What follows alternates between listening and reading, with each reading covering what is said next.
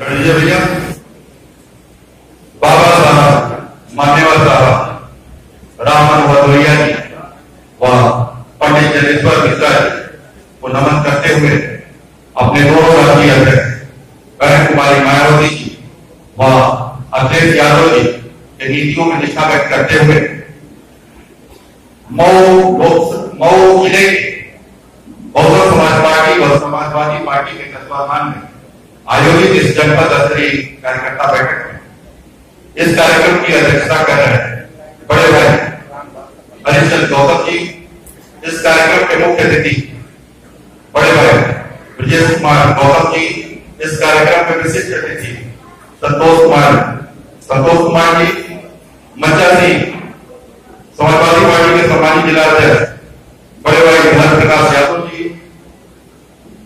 Bahujan Samaj party के मंडल जो doctor Ajay Rajbhar ji. Vidhan Parishad के सदस्य दोनों भाई राकेश यादव जी व रामरतन राजभर जी। यहाँ पर उपस्थित रामहरि चौहान जी, उमेश चंद्र पांडे जी, बैजनाथ पासवान जी, पूर्व विधायक मोहम्मद मोना, महेंद्र चौहान जी, विजय कुमार जी, तैयब पासी साहब, चेयरमैन मऊ नगर पालिका, विजय प्रताप राव जी, राजीव कुमार राजू जी, कुद्दूस अंसारी साहब, अल्ताफ अंसारी साहब, राजेंद्र मिश्रा जी, शैलेंद्र यादव साधु जी, अरशद जवान साहब, शिव प्रताप यादव जी, श्रीमती शोभा श्रीवास्तव जी, राम प्रसाद चौधरी जी, राज विजय जी, कैलाश चौहान जी, चंद्रशेखर जी, विजय बहादुर पाल जी, सुरेंद्र राजभर जी, अखिलेश कटौतिया जी, संजय सागर जी, राम केवल राजभर जी, कैलाश साहब, शोभाराम साहनी जी, गौतम चौधरी जी, विजेंद्र सिंह जी, राम सिंह प्रजापति जी, रामपुरा राम जी, धर्मेंद्र पाठक साहब, संजय राव जी, उदय भान जी, प्रदीप सोनकर जी, संतोष राजभर जी, एजाज अंसारी साहब, अभिषेक राय जी, धर्मेंद्र जी, श्रीकांत जी, भरत राजभर जी, राजेश कुमार जी, अनिल कुमार जी, राजेश प्रधान जी, इंदु कैलाश जी, ओम प्रकाश राव जी व समस्त बहुजन समाज पार्टी समाजवादी पार्टी के जिम्मेदार साथी, आप सभी का मैं तहे दिल से हार्दिक वंदन अभिनंदन व इस्तकबाल करता हूँ। मेरे भाइयों, एक शेर के माध्यम से अपनी बातों को शुरू करूंगा। मऊ के लोगों के लिए यह शेर है, यहाँ के फूलों में जो ताजगी है, रौनक है, किसी चमन के मुकद्दर में आ नहीं सकती। यह धरती है बहादुर बदल बरसों की, यहाँ की खास को हर तक पा नहीं सकती। मेरे भाइयों, 2019 के लोकसभा चुनाव में 62 से 1.5 महीने का समय रहा है। बाबा साहब ने संविधान के जरिए हिंदुस्तान के आम नागरिकों को अपने मूलभूत अधिकारों की सुरक्षा और अपने हितों के लिए कानून बनाने के लिए जनप्रतिनिधियों के चुनाव की प्रक्रिया की है व्यवस्था। इस प्रक्रिया के तहत हम विधानसभा में विधायकों का चुनाव करके भेजते हैं और लोकसभा में सांसद जी का चुनाव करके भेजते हैं। आज 5 साल का समय बीत गया है। 2014 में जिन प्रतिनिधियों को हमने चुनकर भेजा, आज उन लोगों से 5 साल का लेखा जोखा लेने का समय आया है, उनसे हिसाब करने का समय आया है। याद करिए, 2014 का समय टेलीविजन का कोई भी चैनल खोल देने पर भारतीय जनता पार्टी के कुछ प्रमुख नारे और स्लोगन दिखाई देते थे जो इतने लोग भावुक थे जिनकी बातों में आकर हमने इस सरकार को चुन लिया। और नारे होते थे, बहुत भ्रष्टाचार अपनी बात मोदी सरकार, बहुत महंगाई पर अत्याचार अपनी बात मोदी सरकार, बहुत महंगाई पर वार अपनी बात मोदी सरकार, एक दिन के बदले 10 दिन लाना।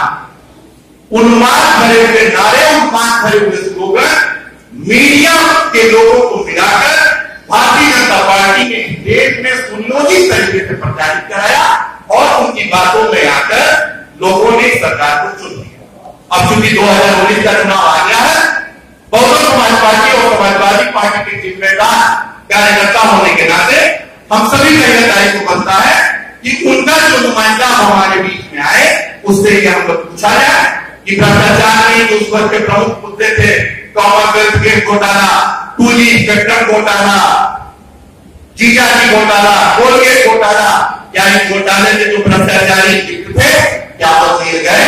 अगर जेल गए तो क्या उनको सजा हुई? यह हमारा दायित्व बनता है कि उनसे पूछा जाए। मेरे भाइयों, 2014 में भ्रष्टाचार और अपनी चीजों इन झूठे वादों को करके इन्होंने अपनी सरकार बनाई। 2017 का चुनाव सर पर आ गया था उत्तर प्रदेश का। भारतीय जनता पार्टी के प्रधानमंत्री मोदी के पास कोई एक काम नहीं था जिसके सहारे वह जनता के बीच में आती और अपने कार्यों के दम पर उत्तर प्रदेश के लोगों से वोट मांगती। तो 2017 का चुनाव जीतने के लिए इस प्रधानमंत्री मोदी ने 2014 से भी बड़ा बोला और 8 नवंबर 2016 से अचानक टेलीविजन पर मोदी जी दिखाई देते हैं, प्रकट होते हैं और कहते हैं कि इस देश में काला धन की अधिकता इतनी ज्यादा हो गई है कि इस काले धन को जब्त करने के लिए इस देश में नोटबंदी लागू करना जरूरी है। मेरे भारत के जो कमजोर वर्ग के जो साथी थे उन लोगों ने सोचा कि मोदी जी के 2014 में वादा किया था कि जब वो काला धन जब्त करेंगे तो पूरे भारतवासियों के सबके खाते में 15 से 20 लाख रुपए देंगे। जनधन योजना के तहत मोदी जी ने खाता खुलवा दिया था। उन्होंने यह कहा कि काला धन जब्त करना जरूरी है। सारी पूरे देश की जनता उनकी इन बातों में आ गई और इन बातों में आकर इस योजना को अमली जामा पहनाया गया। आज 2 साल का समय बीत गया। हम लोग का दायित्व होता है कि हम लोग मोदी जी से पूछा जाए कि काले धन के तहत नोटबंदी जो आपने लागू किया उसमें इतनी मात्रा में काला धन पकड़ा गया। 2 साल तक आरबीआई से जब जवाब मांगा गया, आरबीआई ने जवाब नहीं दिया सरकार के दबाव और अब से महज 2 महीने पहले जब आरबीआई के गवर्नर उर्जित पटेल ने आंकड़ा पेश किया तो रातों रात उर्जित पटेल को इस्तीफा दिलवाकर उनके पद से हटा दिया गया। जो आंकड़ा उन्होंने दिया कि नोटबंदी में 99.3% नोट बैंकों में वापस आ चुके। 99.3% का मतलब होता है कि अगर 100 रुपए बैंक ने बाजार में चलने को दिए थे तो 99.30 पैसा बैंक में वापस आ गए। मात्र 70 पैसा काले धन के नाम पे बाजार में रुका और इस 70 पैसे को जब्त करने के लिए मोदी जी ने 10,000 करोड़ रुपए इन नोटों की छपाई में और इतना ही पैसा इन नोटों को जम्मू से लेकर कन्याकुमारी तक बंटवाने में लगा दिया। मेरे भाइयों, मिला कुछ नहीं, ऊपर से राजस्व का नुकसान 10,000 करोड़ का और दूसरे वह 150 मौतें हमारी जो बहन बेटियां थी जिनकी शादियां तय थी, पैसे के अभाव में उनकी शादियां टूट गई। रुसवाई की डर से उन्होंने आत्महत्याएं कर ली। हमारे जो बड़े बुजुर्ग बैंकों की कतार में खड़े थे, हृदय गति रुक जाने से उनकी मौतें हुई। पुलिस की लाठियां अलग खानी पड़ी और मिला कुछ नहीं। मेरे भाइयों, मिला केवल हम लोगों को कुछ नहीं, मिला कुछ लोगों को। कौन वो लोग थे? वो लोग थे प्रधानमंत्री मोदी जी के रिश्तेदार, नातेदार, उनके वो एजेंसी जो उनको चुनाव में चंदा देते हैं। याद करिए, जब नोटबंदी लागू हुई, साजिश के तहत हमारी जो जेब में पैसा पड़ा हुआ था, इस पैसे को और जो हमारे घरों में पैसा रखा हुआ था, हमारे आय पति में काम आने के लिए, उस पैसे को एक साजिश के तहत मोदी जी ने बैंकों में जमा कराया और जमा करने के बाद अपने चुनाव में चंदा देने वाले हितैषियों को सस्ते दर पर ऋण उपलब्ध कराया और ऋण उपलब्ध कराने के बाद इस देश से सुरक्षित यहां से भगा दिया कि जाके विदेश में बैठो। याद करिए नीरव मोदी को, मेहुल चौकसी को। कौन है नीरव मोदी? आप कहेंगे क्या बोलता है छुट्टी का है, मोदी के हितैषी है। यहां से इस देश में भागने के बाद जब पंजाब नेशनल बैंक में जहां 31,000 करोड़ का चूना लगाया नीरव मोदी और मेहुल चौकसी ने, इस देश से लुकआउट नोटिस जारी होने के बाद स्विट्जरलैंड के दावोस में जो इंटरनेशनल बिजनेस मीट हुई, जहां पूरे विश्व के मात्र 55 व्यापारी थे, उस इंटरनेशनल बिजनेस मीट में प्रधानमंत्री मोदी के ठीक पीछे नीरव मोदी खड़ा था। कल उसको लंदन के लोग देख लीजिए, गुलिया बदल दिया है, मूछ बढ़ा दिया है और जैकेट एक पर पहना हुआ था। मीडिया में भाई दिखा रहे थे कि 9 लाख का जैकेट है, सुतुरपुर की खाल का। अरे भैया, जब प्रधानमंत्री मोदी का छोटा भाई है, अब मोदी जी 10 लाख का सूट पहन सकते तो उनका भैया 9 लाख का पहन लिया तो कौन सा अच्छा है? आप बताओ। मेहुल चौधरी हीरा व्यापारियों की मीटिंग हो रही थी बॉम्बे में, मोदी जी हीरे के व्यापारियों को समझा रहे थे कि किस तरीके से गांव के लोगों तक हम लोग इस व्यापार को पहुंचाएगा। मेहुल चौधरी आगे की पंक्ति में बैठा था, मोदी जी ने मंच से मेहुल चौधरी का नाम लिया कि क्यों मेहुल भाई ठीक है ना, काम धंधा ठीक चल रहा था, अगर किसी का नाम लेके मैं बुला दो, सुधाकर भाई है, बाकी लोग मैं उनको जानता हूं, बाकी लोग को नहीं जानता हूं, मेरा परस्पर नहीं है, मिलना जुलना नहीं है, तब मैं नहीं जानता। मेरे भाइयों, ये झूठे और बदकाम लोग थे जिन्होंने साजिश के तहत 2014 और 2017 की सरकार बनाई। अभी 14 फरवरी को पुलवामा अटैक हुआ, 8 फरवरी को इंडियन इंटेलिजेंस सूचना जारी करती है कि आईईडी अटैक कश्मीर में हो सकते हैं। सेना का कोई भी मूवमेंट हो या कोई भी रहने की जगह हो, प्रॉपर सर्च कराया जाए, लेकिन इस सूचना को जानबूझ कर देखी की जाती है। सेना के अधिकारी अपने मूवमेंट के लिए हेलीकॉप्टर या हवाई यात्रा की मांग करते हैं, लेकिन उनके इस प्रस्ताव को नकारा जाता है गृह मंत्रालय के द्वारा। मेरे भाइयों, 2500 जवान हमारे वहां से मूव करते हैं एक से दूसरी जगह, कहां से 300 केजी RDF का? आप बताओ, एक चाकू लेके आप कश्मीर में नहीं जा सकते, जो ट्रेनों में सफर कराती होती है, जो मूवमेंट हो रहा है सेना के पास का, रास्ते से बंद करा दिए जाते हैं। कहां से 300 किलो RDF आ गया? यह सब अभी बोलने अभी उचित नहीं होगा, क्योंकि अभी देश में और जो बॉर्डर पे हालात से तनावपूर्ण है, और हम लोग भारतीय जनता पार्टी को छोड़ के दूसरा विपक्षी अगर इस मुद्दे पे बोल दे तो तुरंत यह भारतीय जनता पार्टी वाले जिन्होंने तिरंगे को स्वीकार नहीं किया, जो भगवान में जाने जाते हैं, जो तिरंगे को स्वीकार नहीं किए, हम लोग को राष्ट्रद्रोही और राजनीतिक बना देते हैं।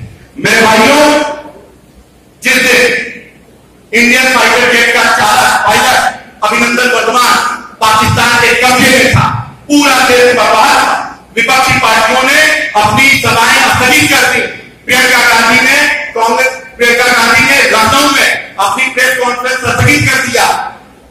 बहन जी और अखिलेश जी ने अपने सारे कार्यक्रमों को स्थगित कर दिया। उस दिन भारतीय जनता पार्टी के तथाकथित यशस्वी प्रधानमंत्री पूरे देश में वर्ल्ड रिकॉर्ड बना है। क्या था वर्ल्ड रिकॉर्ड? वर्ल्ड रिकॉर्ड था महासंवाद का। उनका नारा था 15,000 जगहों पर एक साथ कोई नेता पूरे देश के कार्यकर्ताओं से लाइव टेलीकास्ट पे बात कर रहा था। उसको यह नाम दिए महासंवाद, और Guinness book of world record में यह अपना नाम दर्ज करा रहे थे। और हम लोग चिंतित थे कि हमारा एक सैनिक पाकिस्तान के कब्जे में है। पता नहीं मोदी जी ने वर्ल्ड रिकॉर्ड बनाया कि नहीं, मेरा बूथ सबसे मजबूत के तहत, लेकिन इनका एक सांसद परसों अपना रिकॉर्ड बना दिया। बूथ का नहीं, बूथ का, मेरा बूथ सबसे मजबूत। 4 सेकेंड में 4 घंटा विधायक की खोपड़ी में, 4 सेकेंड में 7 घंटा, और रिकॉर्ड बना दिया। इसका रिकॉर्ड बना कि नहीं बना नहीं पता।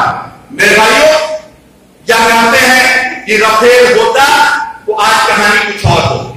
राफेल के मुद्दे से जो यूपीए गवर्नमेंट में 550 करोड़ में तय था, इनकी सरकार आते आते उसका रेट 1650 करोड़ हो गया, 1650। हम नहीं जाते उन बातों में कि हो सकता है उसमें कोई नई टेक्नोलॉजी यूज हुई हो कि जिसके तहत इसकी प्राइस इतनी बढ़ गई। लेकिन इस प्राइस को बढ़ाने में क्यों सरकार 2-3 बार झूठ बोल रही है? याद करिए, इसके पहले जब सुप्रीम कोर्ट में जब पहली बार केस फाइल हुआ इसकी जांच के लिए, तो उसमें इन्होंने कह दिया कि इसकी ऑडिट कैग और पीएससी के द्वारा की जा सकती है।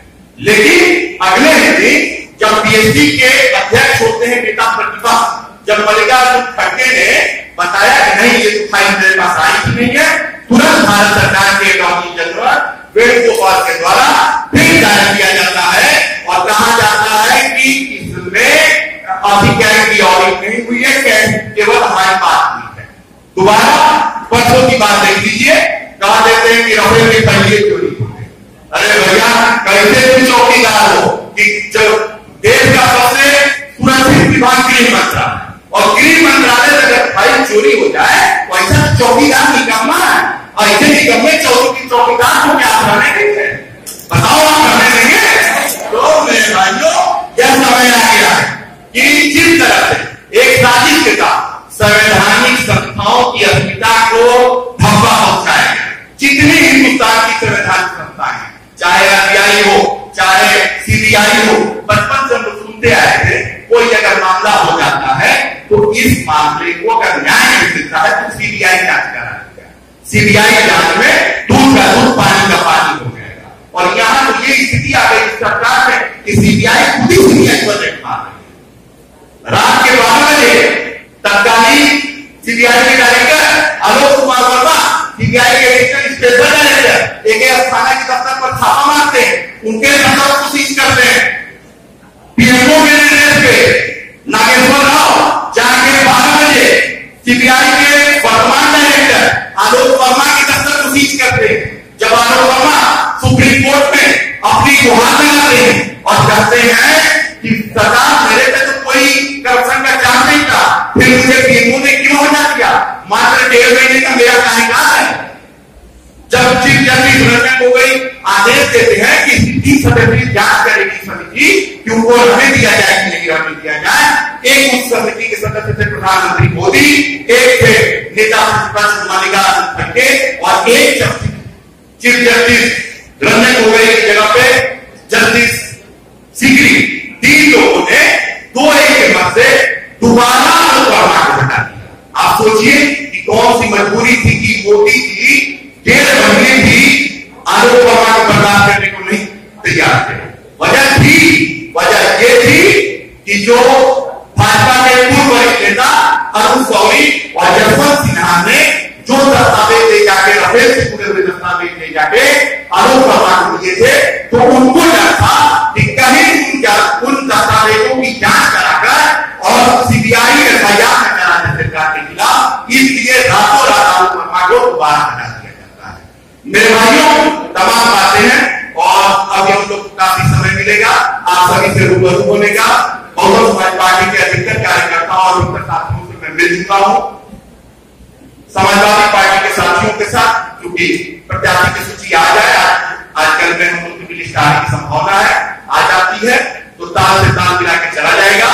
और मैं मंच के माध्यम से या विश्वास दिलाना चाहता हूं तो अपने समाजवादी पार्टी के सभी जिम्मेदार साथियों, जितना सम्मान बहुजन समाज पार्टी के साथियों का है हमारे दल में या मेरे दिल में, इससे 1% भी कम आप साथियों का सम्मान नहीं रहेगा, बल्कि बढ़ के रहेगा 1%।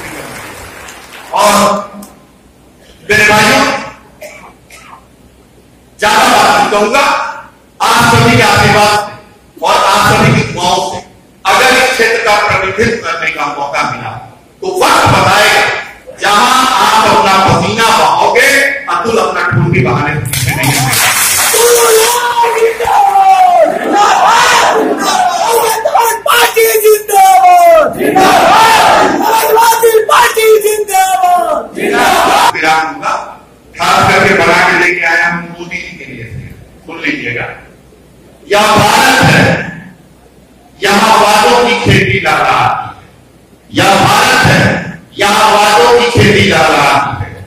जुबान इस प्रधानमंत्री की शब्द के मोती उठाती है। फुटपाथ पर सोती है तकदीर मजदूर की, और वहां कागजों में तो रोजी चलता